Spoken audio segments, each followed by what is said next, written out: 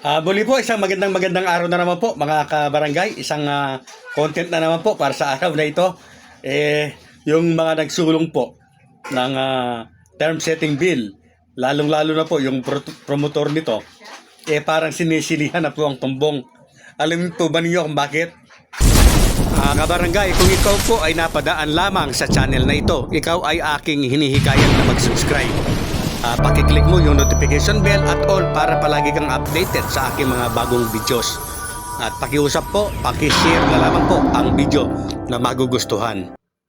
Ang kinatatakutan po na mangyari ngayon o na mangyayari ng mga nagsulong nito ay ang mamatay. Ang isinulong nilang batas o yung sinasabi po na natural death. Dahil nga po hindi na ito magiging lapse in tulo dahil napakakulang. Kagaya po ng nabanggit natin na kapag ito po ay umabot na sa 20th Congress, patay na batas na po ito. Magiging panibago na naman kung sila po ay gagawa ng batas. Mag-i-start po sila sa zero. Ginawan ko na po ng content yan. Yan po ngayon ang kinatatakutan nila. Ang maging patay na batas, yung ginawa po nila. At siyempre po, yan ay malalaman ng mga tao. At kahit na yung mga kapit-tukupa, kahit na yung mga sarado pa rin yung pag-iisip, tiyak po na mabubuksan ang mga pag-iisip ng mga taong yan kapag namatay na ang batas na ito. Kapag ito ay naging natural death law. Yan po ang ayaw nila. So sisisihin na sila ng tao dyan. Hindi na sila makakapaghugas ng kamay. Magagalit na yung mga pinangakuan sa kanila. Yan po ang kinatatakutan nila, mga kabarangay. Yan ang totoo. Kaya nga po halatado na atat na sila na pirmahan na ito ng Pangulo. Uulitin po natin, na pirmahan ng Pangulo. Kapag pinirmahan ng Pangulo, tiyak may kukontra, makakarating sa Korte Suprema. Halimbawa, ideklara unconstitutional na kapag hugas na sila ng kamay. Wala na sa kanila ang bola. Iniisip nila na hindi sila masyadong sisisihin ng mga pinangakuan at pinaasa nila. Hindi po kagaya kung ito po ay batas na mamamatay o natural death law. Dahil kulang na sa oras para mag-lapse into law. At pagdating sa 20th Congress, pagdating ng 20th Congress sa 28, wala na pong bisa itong ratified bill na ginawa ng 19th Congress. Yes po mga kabarangay, hindi na po alam ang gagawin ng mga nagsulong ng term setting bill. Yung nga po parang sinisilihan na ang tumbong, hindi na mapakali, lalong-lalo na po yung promotor nito. Kaya nga tinatawagan na ang Pangulo para pirmahan ito. Alam po ba ninyo kung bakit? Kasi ganito po yan mga kabarangay. Kapag ang term setting bill po na yan ay pinirmahan po ng Pangulo, so magiging ganap na batas na nga yan. Absuelto na po sila. Yes po, absuelto na sila. Kasi nga po ginawa nilang batas na pagkasunduan. Halimbawa, pinirmahan ng Pangulo, batas na yan. Di absuelto na sila. Although alam po nila na may mangyayari pa after pirmahan yan ng Pangulo. Kapag pinirmahan po yan ng Pangulo, automatic lalabas na si Atty. Macalintal, makakarating na ngayon pa po yan sa Korte Suprema. Ano nga po ang mangyari? Sabihin na po natin na halimbawa naaprubahan na yan o kinatigan ng Korte yung panukalang batas nila, di masaya sila, ligtas na sila sa taong bayan, ligtas sa mga pinangakuhan. At kung halimbawa naman po na ito ay ideklara ng Korte Suprema na ito ay unconstitutional, ligtas pa rin sila sa taong bayan. Bakit? Kasi po, ginawa nila ang paraan para maging ganap na batas yan. Pinirmahan ng Pangulo, naging ganap na batas. Sino ngayon ang parang pagbibintangan? Hindi ba si Macalintal? So, absuelto na sila. Pero ito po yung buod. Bakit po atat na sila na mapirmahan na ito ng Pangulo? Yes po, ito po ang dahilan. Sasabihin ko po sa inyo, bakit atat na sila na kailangan pirmahan na po ito ng Pangulo? Na dapat na itong pirmahan ng Pangulo. Maging batas man yan o hindi. Siyempre po, sabi ko nga para ma-absuelto sila. Ganito po yan kasi mga kabarangay. Nai-content ko na po nung una na pinagtaasan ng kilay. Marami po yung mga nagsalita. Yes po, nai-content ko na po yan yung sinasabi kong death o natural death ng batas na yan. Napakarami po ng mga bumati ko sa akin. Napakarami po ng mga masasakit na salita na natanggap ko doon sa content na yon. Pero posible po na mangyari yan.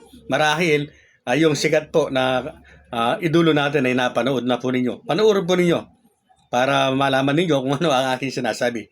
So balikan ko po yung sinasabi ko na atat na sila na para mapirmahan ito ng Pangulo dahil mga po natatakot po sila na baka ito po ay maging mamatay na batas o natural death.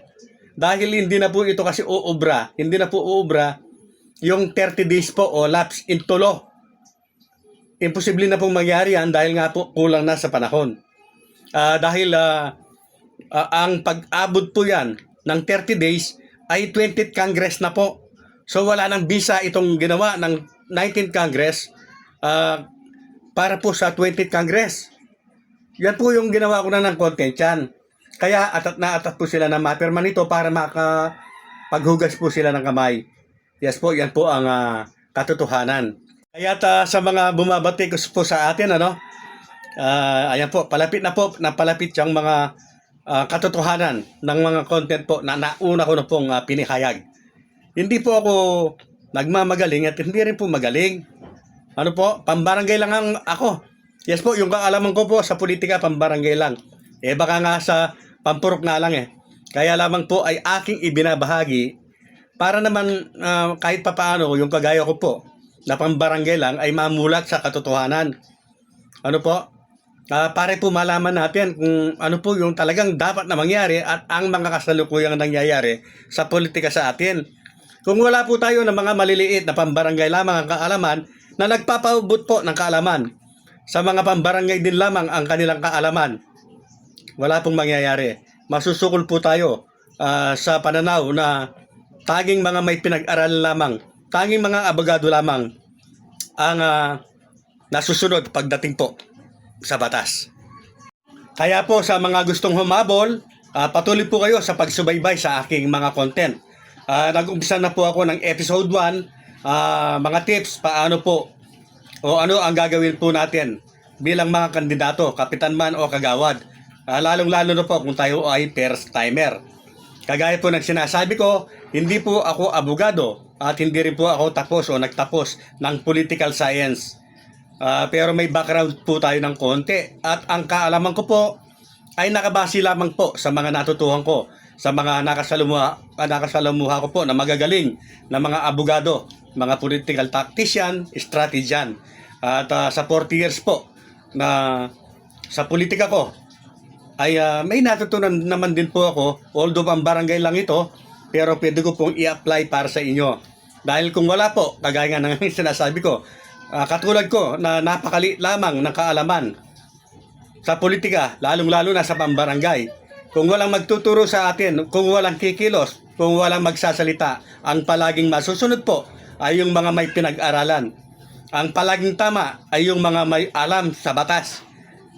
Mga kabarangay, hindi po sa lahat ng oras ang mga nakakaalam sa batas ang palaging tama. Pero palagi pong nangyayari na kung sino po ang mga tao na nakakaalam sa totoong batas, sa tunay na batas, ay sila pa po ang lumalabag nito. Ang pakiusap ko po, lalong-lalo na po sa mga naniniwala po sa akin, sa mga patuloy po na sumusuporta sa akin, ako po ay nagsusumamo na i-share po ninyo ang content na ito sapagkat ito po ay napakahalagang content po dito po sa usaping barangay at SK election. Yes po. At sana po ay tapusin po ninyo ang video hanggang sa pinakakahuli-hulihan po para malaman ninyo at makita po ninyo ang katotohanan.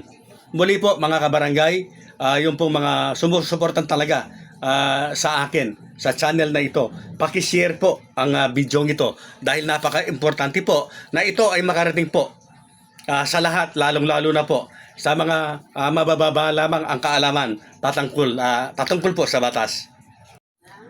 Siyempre po, tayo po ay nagpapasalamat dahil po sa may social media na. Dahil nga po sa social media ay nakakaabot na po yung boses po natin na kakaunti lamang ang kaalaman sa mga kinaukulan.